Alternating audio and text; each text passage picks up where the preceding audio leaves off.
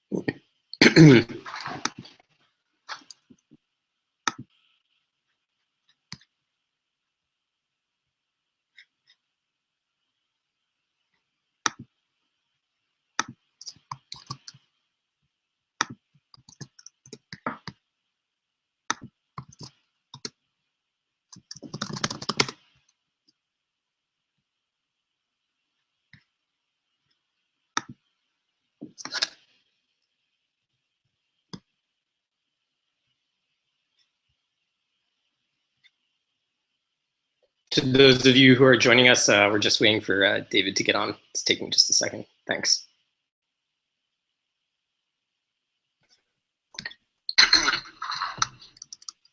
There we go.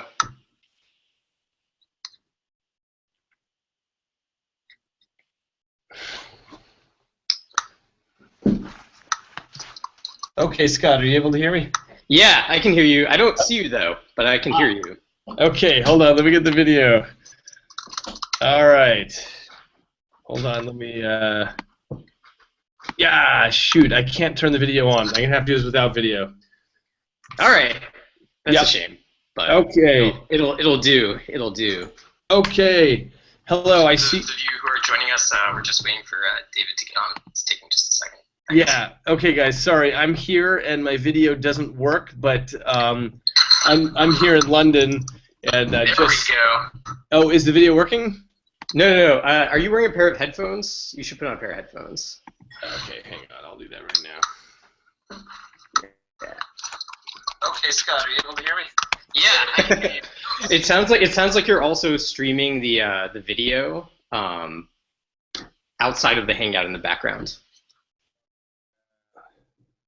Hey, Scott, I'm hearing myself.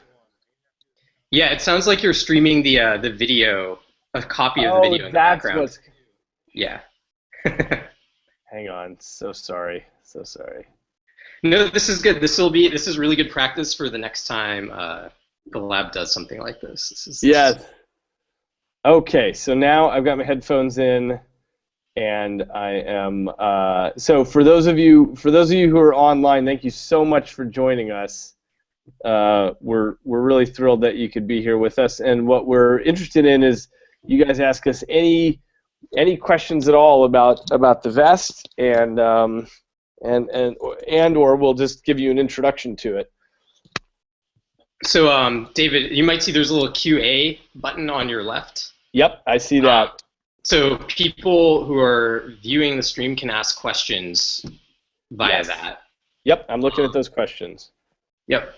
So we can either do we either want to give an intro to the V.E.S.T or do we just want to start with the questions? It's up your call. Let's give an intro to the V.E.S.T. Just most of you probably know the main idea, but we've been developing this V.E.S.T. Scott is doing this as his thesis work in the lab, and the idea is to translate any kind of data into patterns of vibration on the torso. And the idea is that the brain can figure out any kind of input streams, and this is what's called sensory substitution.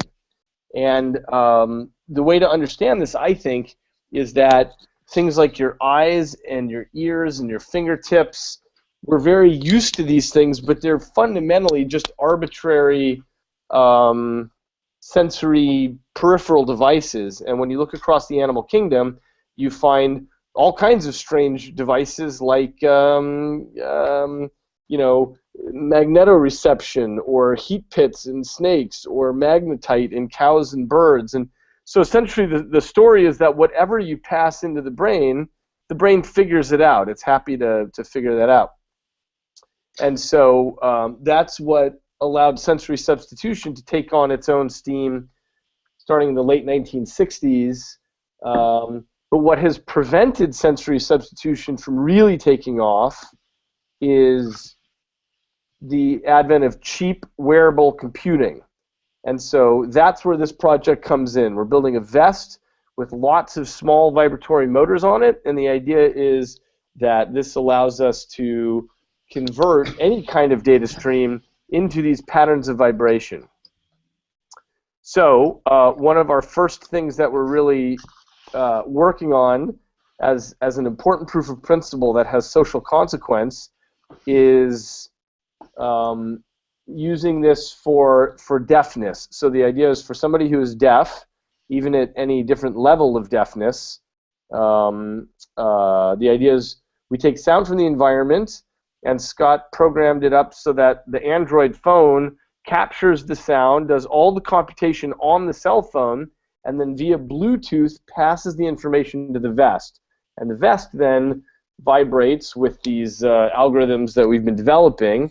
It vibrates in particular ways, and the deaf person can learn through feelings on his torso how to interpret the sounds in the outside world.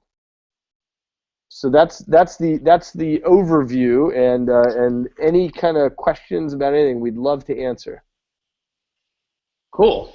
Should we take it from the top? Yeah. Okay.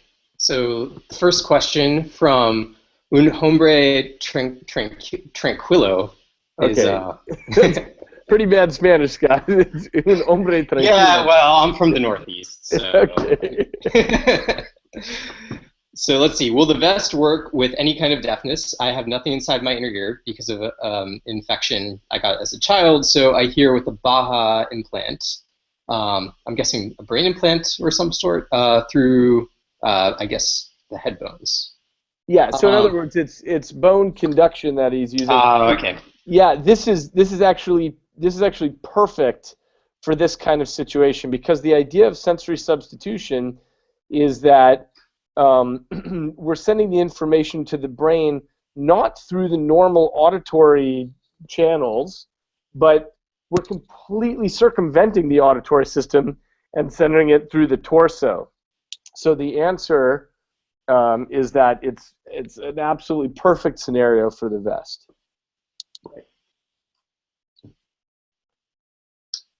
Okay, so the next question is Carlos, who asks, have we tested this with elderly people, many of whom are developing hearing difficulties, and would they be able to use it? The answer is we haven't done that yet. We haven't started testing with elderly people, but this may actually be the best kind of, this may be a really interesting place where this can really take root. And the reason is that if somebody can start training on the V.E.S.T as they are losing their hearing, in other words, while their hearing is degrading, but they're still able to hear and see lips moving and so on, that makes it really good. That makes it a useful way to learn up the language of the V.E.S.T while you're losing your hearing. So we expect it'll work there.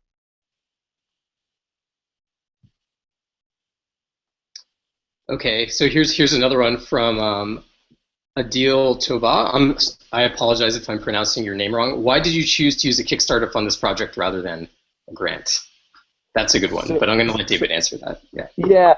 Thanks for asking. We're not doing it instead of grants. What we're doing is seeing if this is a way that we can raise money for this kind of research in a way that's faster and more nimble than grants. So we are going to be working to send grants off to the NIH and the NSF, but as many of you know, or if any of you are in science and writing grants, you know it's an extraordinarily slow process, and money is very tight with those institutions now.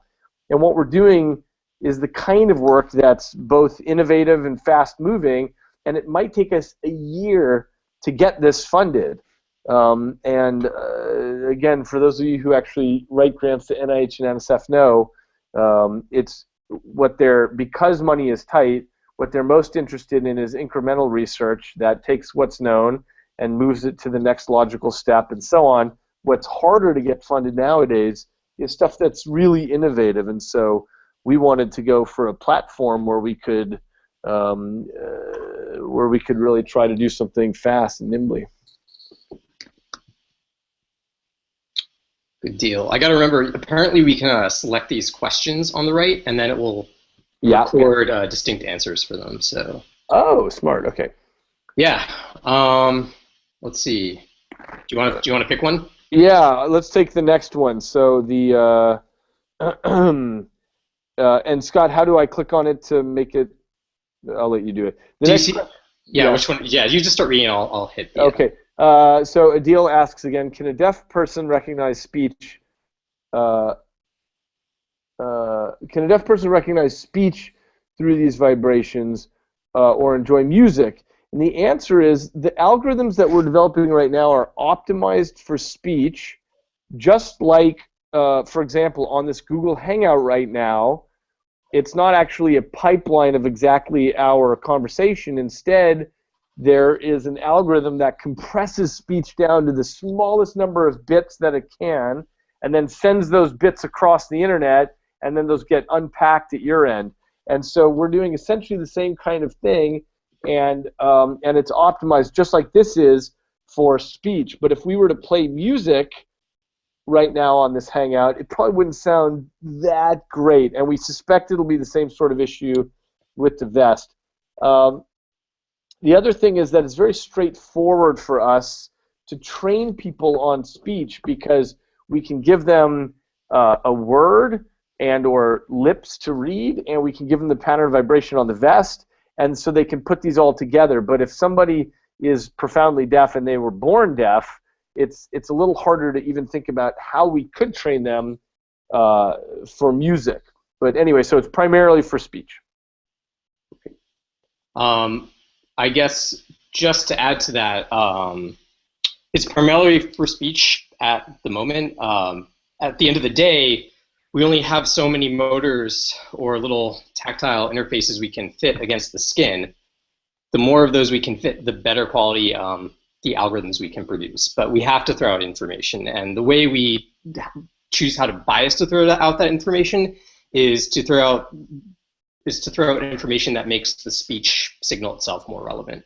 So, yeah. All right. Adil asks, is the primary sensory substitution we're focusing on sound to vibrations? What are some other feasible substitutions that we might decide to work on or see others working on? We are focusing on data to vibrations, and sound is a really useful one for us to start with because some people in the deaf community want a better solution than a cochlear implant, which is very expensive and requires an invasive surgery. So we're focusing on this vibratory input now, and in part because you've got this whole torso, and the joke I always make in the lab is that they don't call it the waist for nothing, because it's not being used for anything, and so we're taking advantage of that.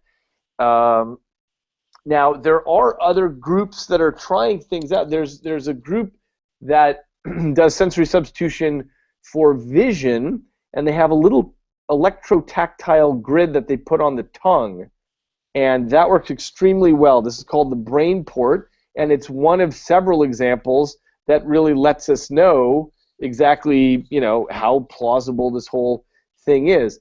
The disadvantage of the brain port is that it sits on the tongue, which means you can't talk and you can't eat while it's in your face. So what we're looking for is something that people can really wear underneath their clothing, and it's totally covert, and they can learn up what they need to learn on it. I guess the question is, do I want to add to that? Yeah, I think I'll also add that sound to touch sports, working with sound specifically, is a bit of a nice challenge because it's a much faster signal than doing vision, which presents some kind of interesting challenges. So with the vision problem, you can actually send the information, that raw pixel information from, say, a camera, basically directly on the skin, and your skin's receptors can operate fast enough to receive that information. With speech, the signal is much faster than what the skin can handle. So that presents some kind of interesting challenges that have allowed us to kind of develop a bit of a theoretical framework around the idea that should allow us to apply this idea to various sorts of data streams. Okay. So Luna asks, if the project is successful, do you foresee experimenting with additional motors that would allow music and other more complex sensations to be viable? The answer is yes. We do want to add more motors. Right now we've got 24 on the torso. We're limited by something, though, which is that the brain can only discriminate as separate points motors that are a certain distance apart. So in other words, if two motors are too close together, then it's beyond the threshold of what's called two-point discrimination. And when both of the motors are on, it just feels like one. You can't tell that there's actually two separate things going on.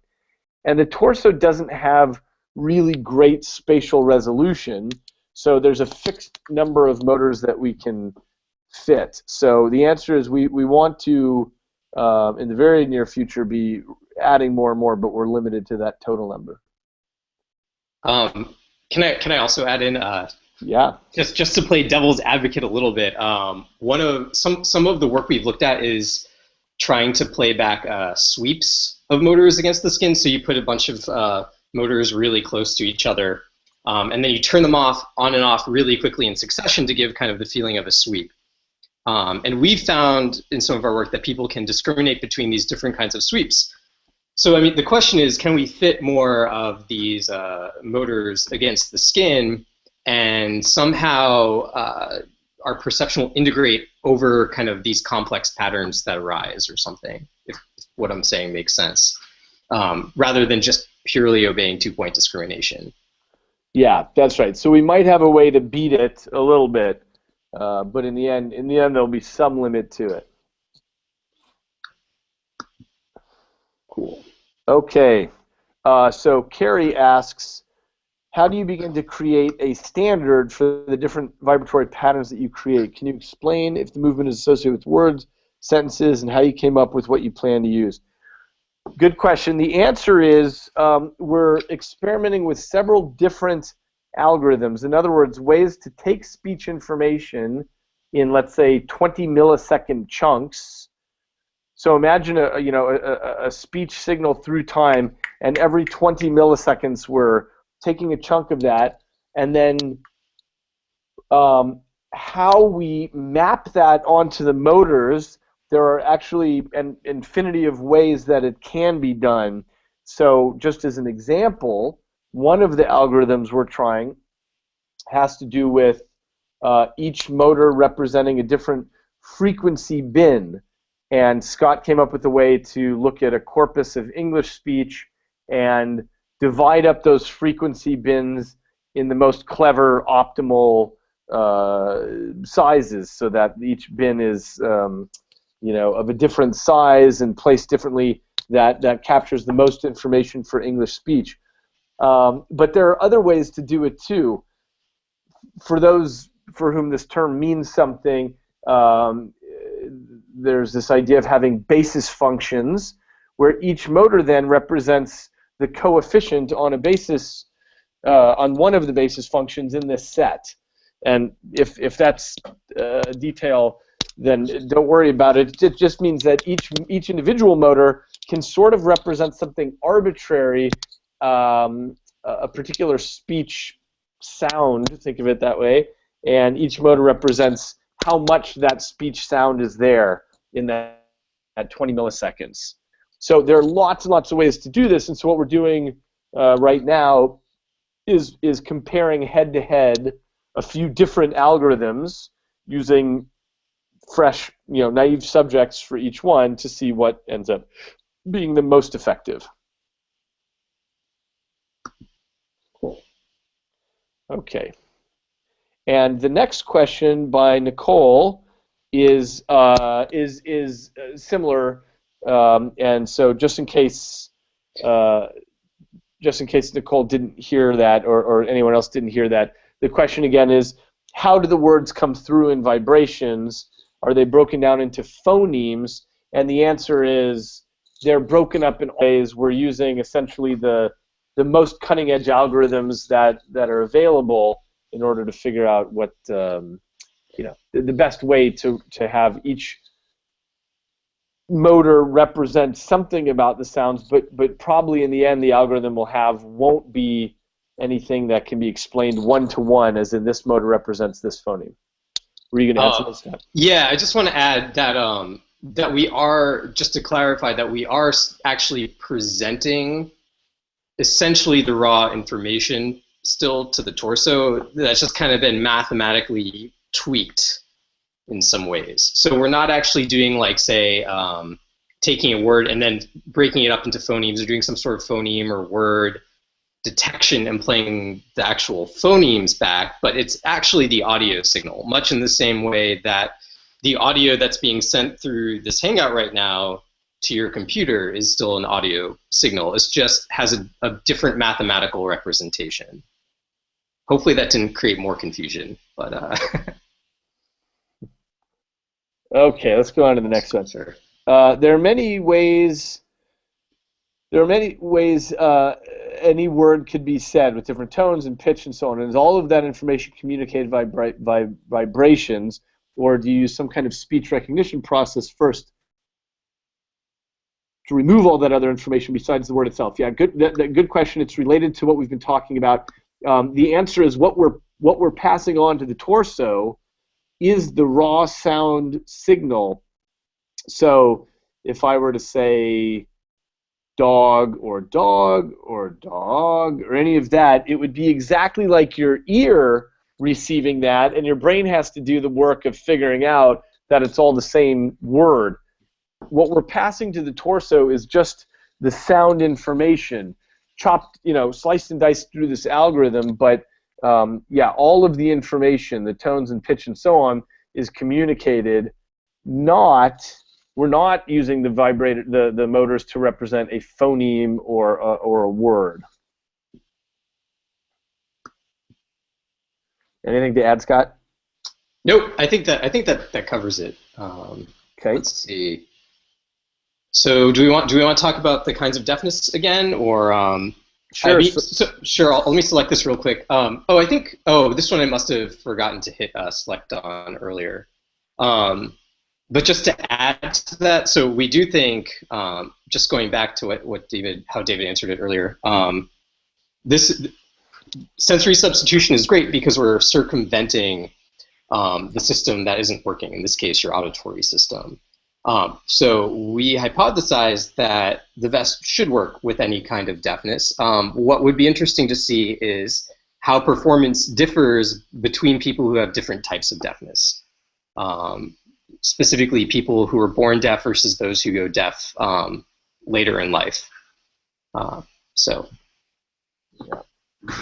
Okay.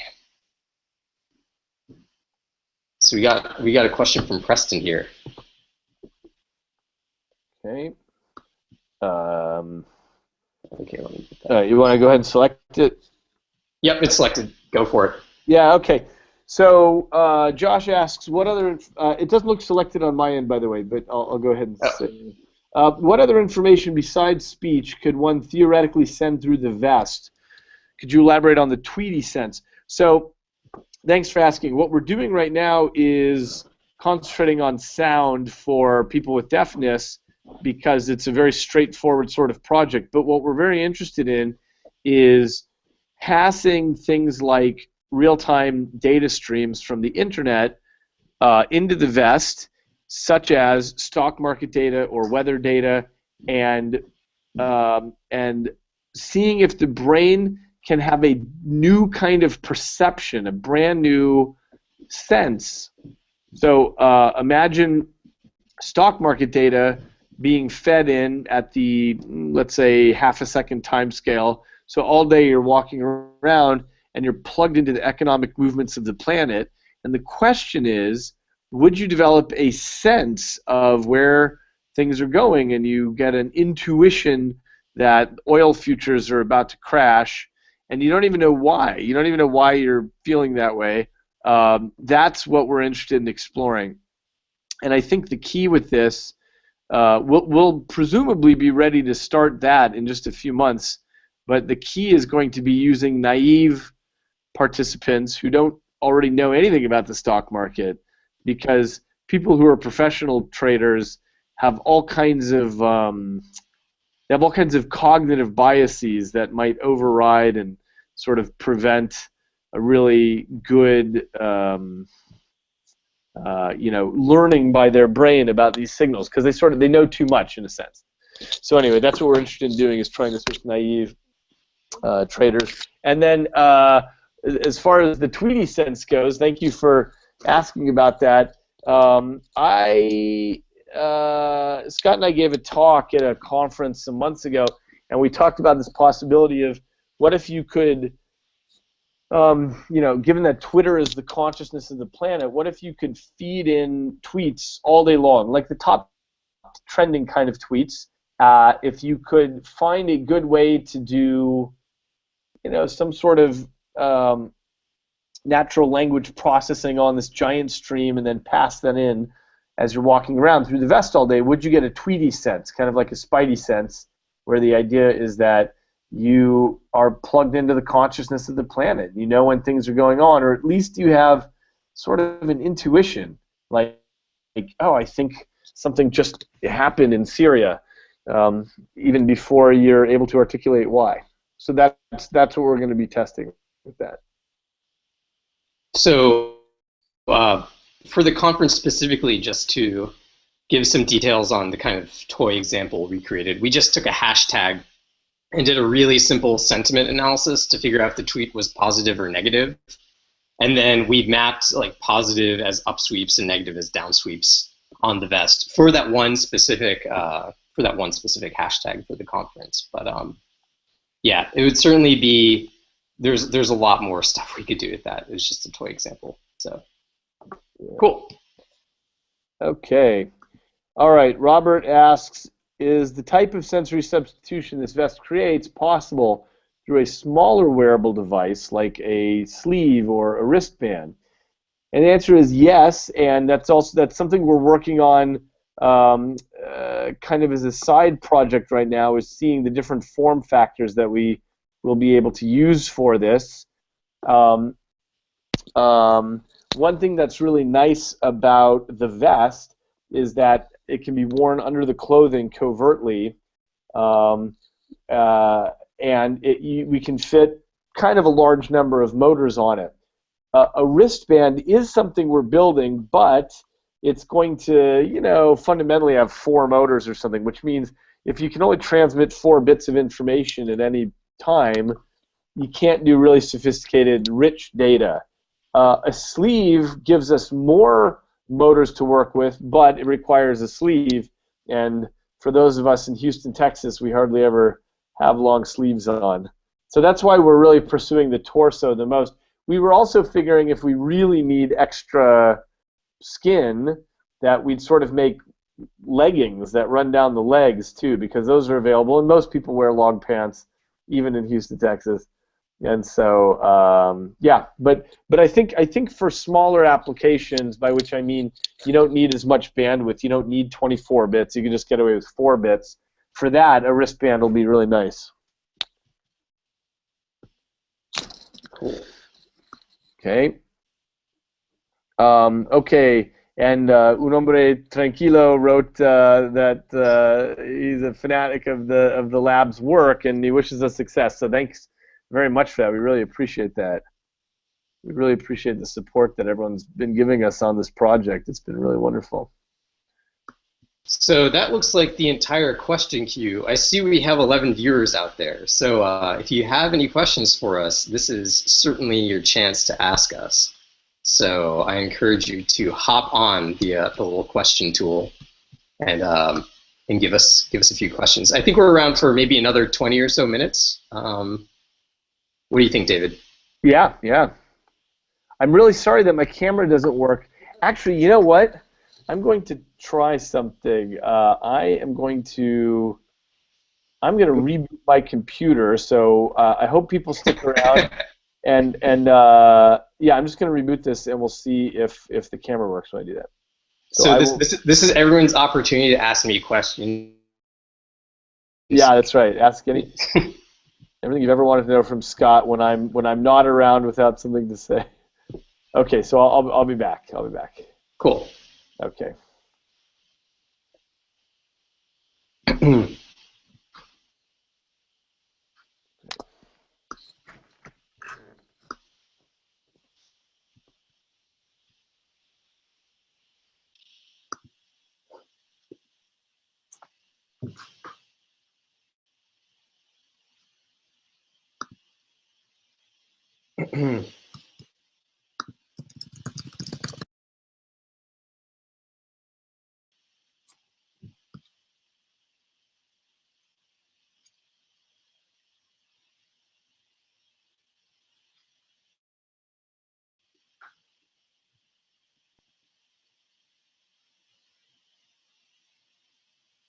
So it's much too bad there's not a chat window box for this Hangout. There we go.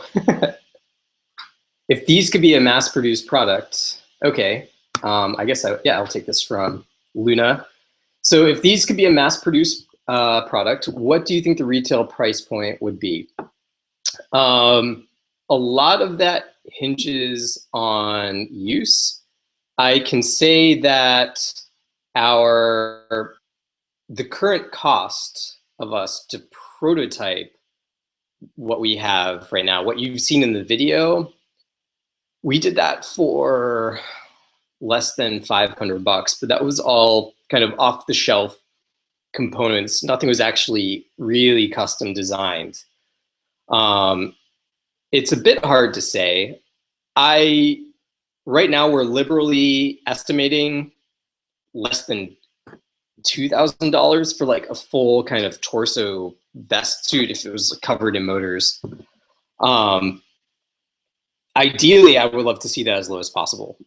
Given that we were able to put together this prototype for less than $500, I would say it's maybe not totally unrealistic that something like this could be less than $500, but definitely do not hold me to that. Thanks for the question, Luna. All right. So Adil, again, sorry if I'm pronouncing your name wrong, asks, Scott, where did you get the idea for the project? A lot of it stemmed from so David's been working on a new book called Livewired, which hopefully will be coming out in the spring. And it's all about neuroplasticity and how our brains can kind of rewire themselves in more ways than we think.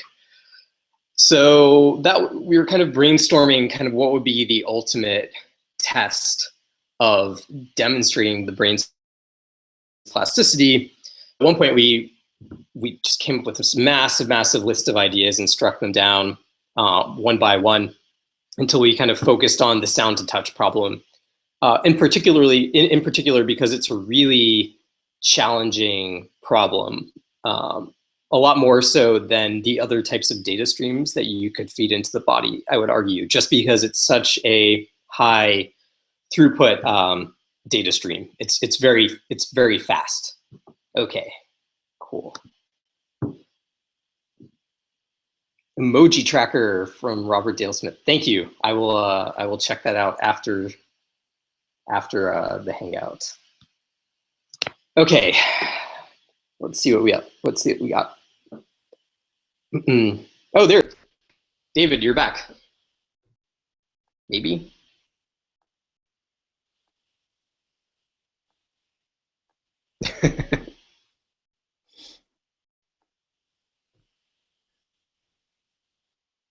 David, can you hear me?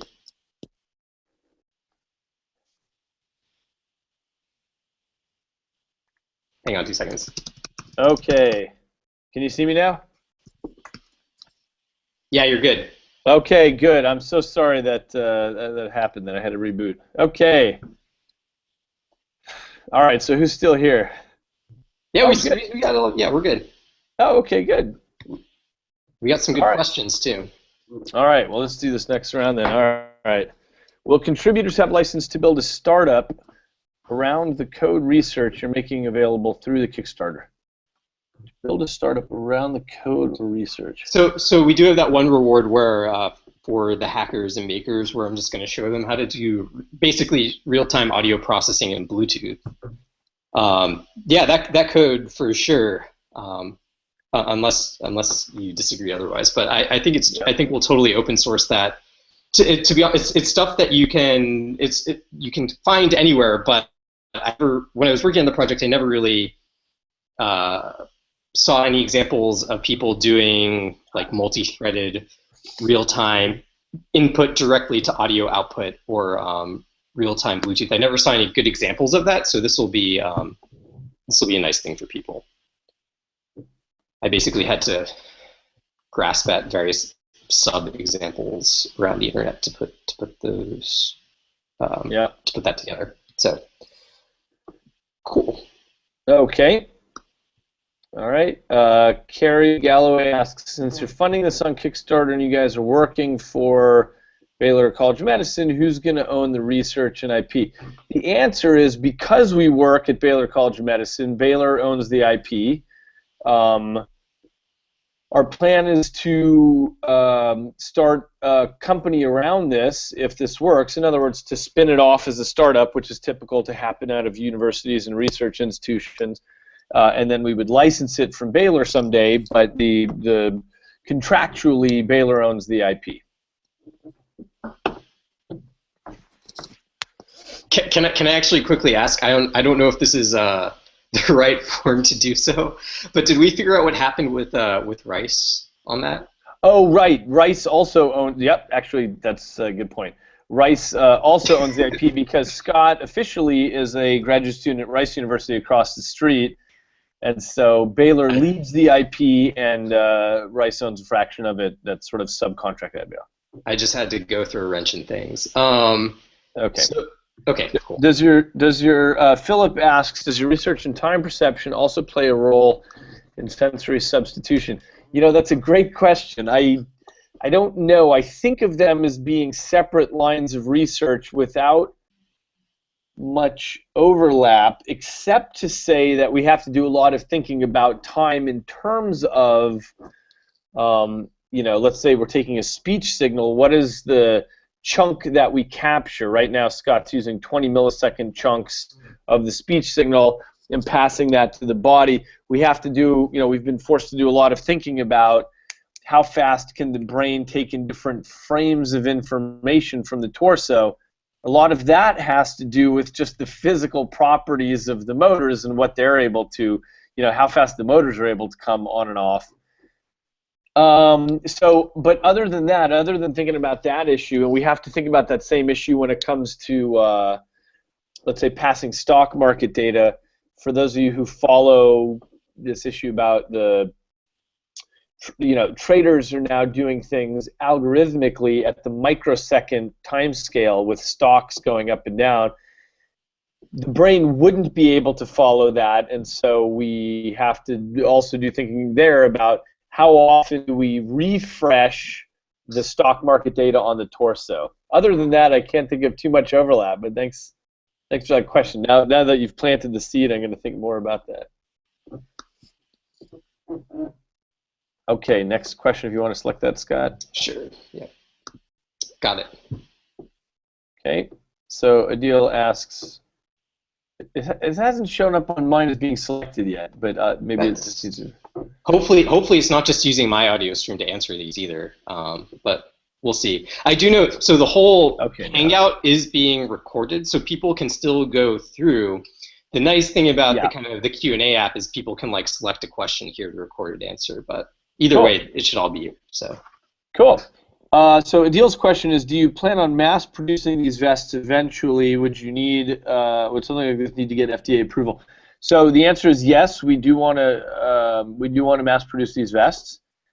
And as far as FDA approval, you know, that's a very I don't know. That's a tough area. There's all kinds of rules about it. If it's claimed to be a diagnostic, sorry, not a diagnostic, a tool that can, you know, address deafness for people who want to be able to hear, it may need FDA clearance or approval, and there's a very specific process that one goes through to get that, and we wouldn't expect any problem getting FDA approval by the time we're seeking it. By that I mean by that time we will have done all kinds of neuroimaging studies to understand exactly what's changing in the brain, and we're working with a team of engineers at Rice University to really make absolutely certain that there's nothing like, you know, an electrical shock that's possible.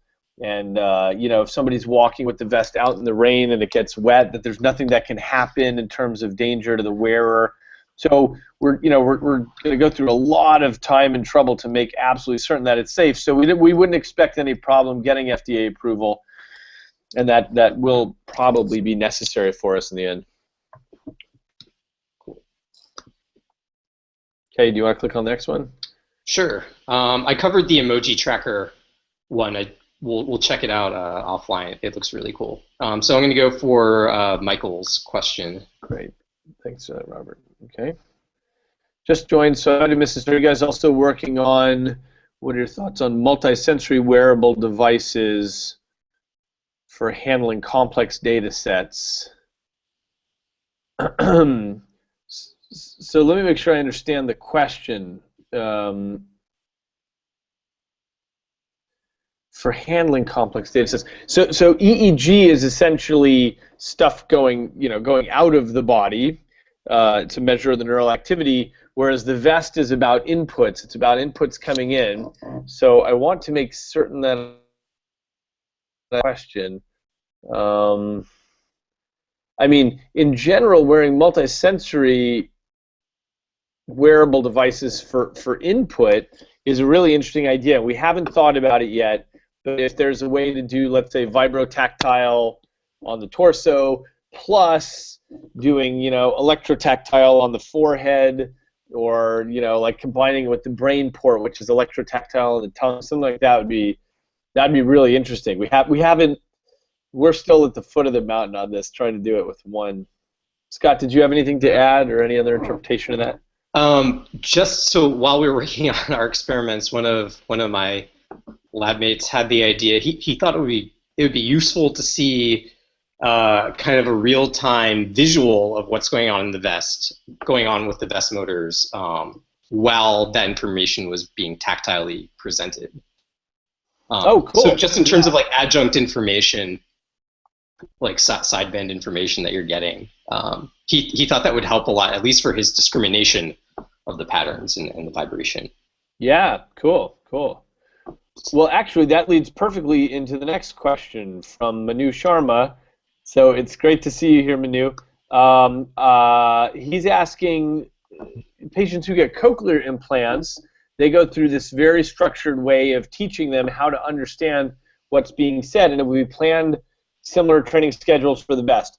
The answer is yes, and that's what we're doing right now in order to train deaf participants who come in. So Scott has developed this game that runs on Android. It can run on a phone or an Android tablet, and the idea is that the game presents a pattern of vibration on the V.E.S.T, and then you get 4 words that appear on the screen, and you make your best guess about which word you just heard, you felt on your torso.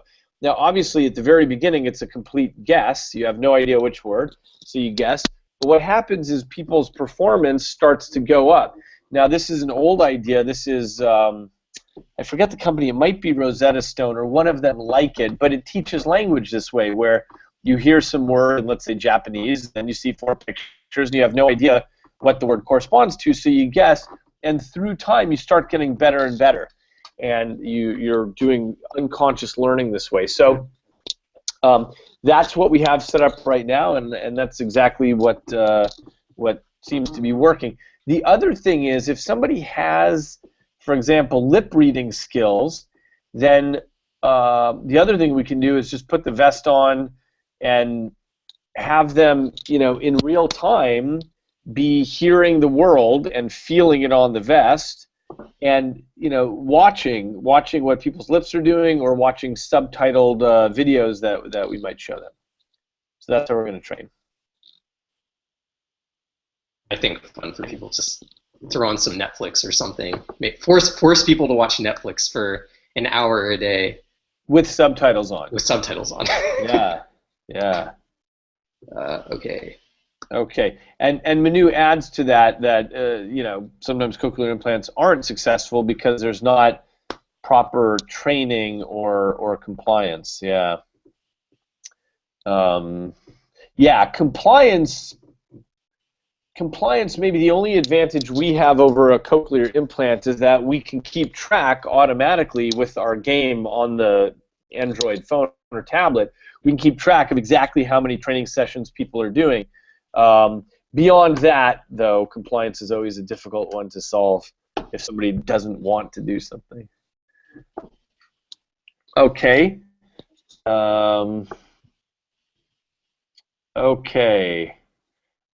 So David writes in, good to see you, David, here. he says it seems that audio feedback might be interesting in addition to tactile feedback.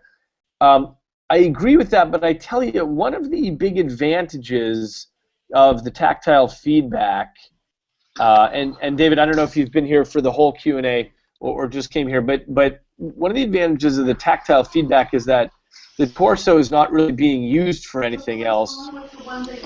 And so, hey Scott, do you want to maybe mute yours for a second? Yeah, sorry. No Yep. problem. No. Hang on. Just hit the microphone mute. Yeah, great. So David, the issue is that the torso tactile feedback there doesn't interfere with anything that you might be doing during your day. Audio feedback is a cool adjunct data stream as long as it doesn't interfere with other things you might be doing. Obviously, for the deaf subjects that we're working with, audio feedback we can't use because that's the thing we're trying to teach them, is how to understand audio through their torso. But for other people, let's say learning stock market data, we could use audio just so long as it doesn't interfere with other conversations you might be having, other important environmental sounds. Thanks for that question. So we have about 5 minutes left. So okay, if any of our 12 viewers out there have any more questions, now would be the time.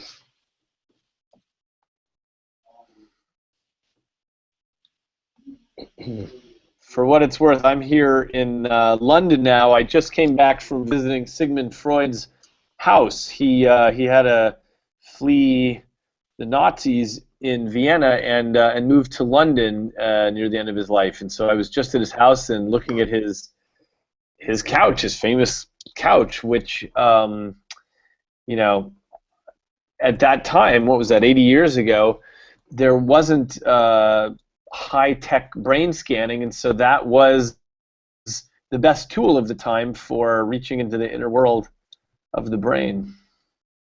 So it's been a fun evening for me to see that.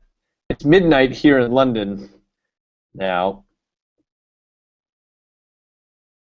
and tomorrow morning I'm going to meet cab drivers who oh, what was that, Scott? I think you broke up. Oh, I was just going to ask, like, have you adjusted to UK time yet, or yeah, I'm pretty adjusted. Yeah, I'm doing fine. And also for oh, okay, here's a new question from Manu. Okay, Manu says, here's an idea for people who are trained in sign. Do you want to select it, Scott? For people who are trained in sign language, the V.E.S.T could be incorporated with the following Google product. Okay, this I gotta see. I don't know what this Google product is. Hang on. Just your real time. Hang on one moment.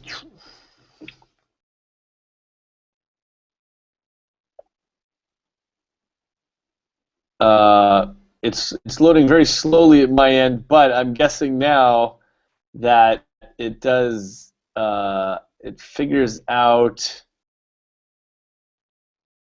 what the musculature is doing and figures out what signs somebody is making.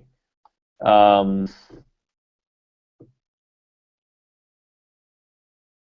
that's pretty cool. Let's see.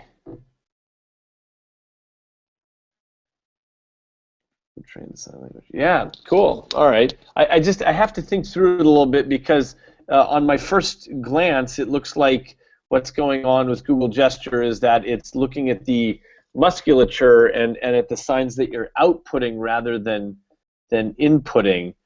But maybe the idea is that if Google Gesture can tell that you're spelling, Google, then it says the word Google. And then the V.E.S.T could say that. So maybe you could make signs and hear the word that the sign makes. That's a pretty good one. Okay, cool. Thanks. I have to think on that a little bit more, Manu, but thank you so much for that. Okay. Robert asks, will parts list be available for contributors to build their own V.E.S.T? Scott, what's your take on that? Um, hmm. I don't I see a don't. problem with that. Can you hear me? Am I coming through, by the way? Yeah, yeah, we can hear you. Yeah, we can Okay. hear you. I don't necessarily see a problem with that. We're in the middle of developing some custom hardware, but as far as what we currently use, it's mostly just off the shelf. It would be actually that hard for anyone to build one of these things. I say that, and it took me like a year, but I don't know. I'm cool with it. What do you think, David?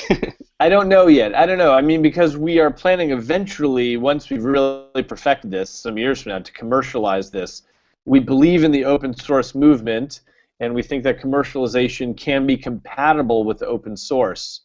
But I don't know the answer to your question yet about the degree to which we'll, list all the parts and pieces and everything, because um, that might be compatible, where it's only a handful of DIYers are going to do it themselves, and the rest will support the company. But we just have to see. Okay. Um, so.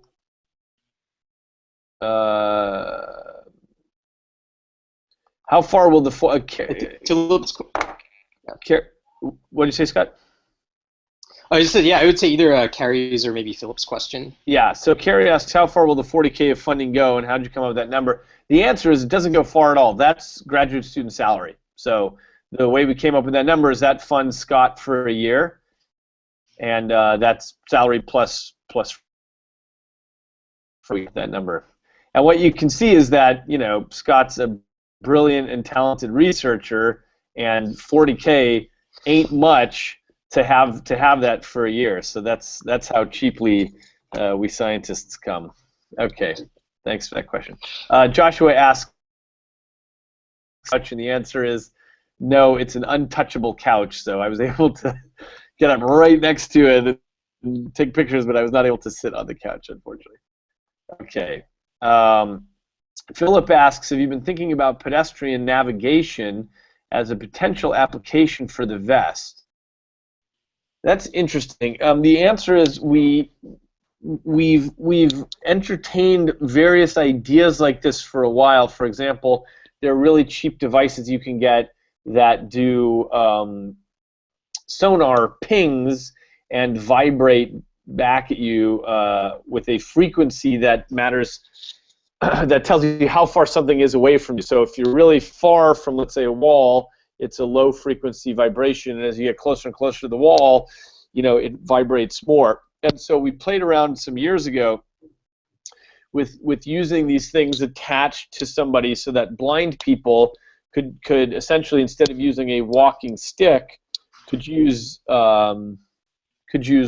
sonar. But it was just something we were playing with, and so in answer to your question of have we been thinking about it, yes, but in order to use this with the V.E.S.T, we would have to either hook up video cameras with some sort of video algorithm or hook up these sonar things to the outside of the V.E.S.T. So we haven't been pursuing that just yet. Thanks for the question, though.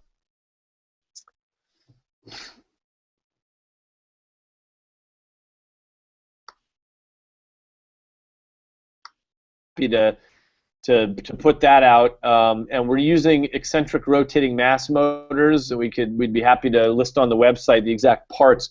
Probably within the next month or two, though, we're switching to piezoelectrics, and we're also happy to list those parts as well.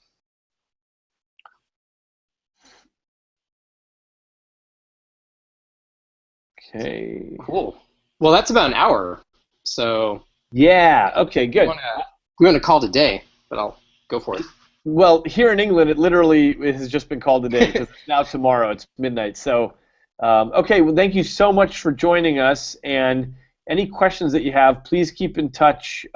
Hey, Scott, on the Google Plus page for the V.E.S.T, can people pop in questions there? I believe so. People can leave comments on the page. Okay. So I'm happy to moderate questions and take questions on it. Great. All right. Well, thank you guys very much for helping us spread the word and spread the love about the V.E.S.T. All right. Take care. Cool. Bye. See ya. All right. Thank you for joining us, everybody.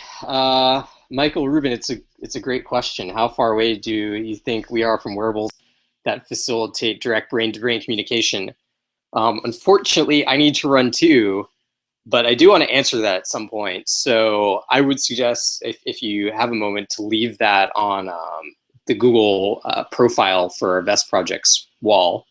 It's whoever it's the Google Plus profile can be found if you look at the user who made the this Google Hangout event. So